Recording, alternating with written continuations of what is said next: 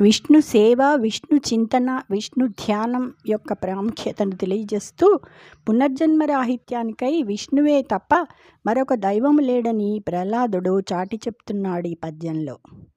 సంసార జీమూత సంఘంబు విచ్చునే చక్రిదాస్య ప్రభంజనములేక తాపత్రయాభీలదావాగ్నులారుని విష్ణు సేవామృత వృష్టిలేక సర్వంకషాఘౌఘజలరాసులింకుని హరిమనీషా బడబాగ్నిలేక ఘన విపద్గాఢాంధకారంబులడగుని పద్మాక్షనుతిర విప్రభలు లేక నిరుపమాన పురావృత్తి నిష్కళంక ముక్తి నిధిగానవచ్చునే ముఖ్యమైన శారంగ కోదండ చింతనాంజనములేక తామరస గర్భునకునైన దానవీంద్ర.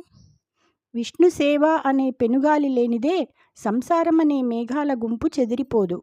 విష్ణు సేవ అనే అమృతం కురియకపోతే తాపత్రయాలనే భయంకరమైన కార్చిచ్చులు ఆరిపోవు.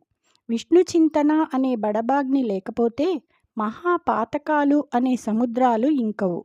విష్ణు ధ్యానం అనే సూర్యకాంతులు లేకపోతే పెను విపత్తులు అనే దట్టమైన చీకట్లు తొలగిపోవు. ఆ బ్రహ్మదేవునికి కూడా ముఖ్యమైన విష్ణు చింతనమనే అంజనం లేనిదే నిరుపమానమైన నిష్కళంకమైన పునర్జన్మ రాహిత్యం అనే పెన్నిధి దొరకదు. జై శ్రీకృష్ణ.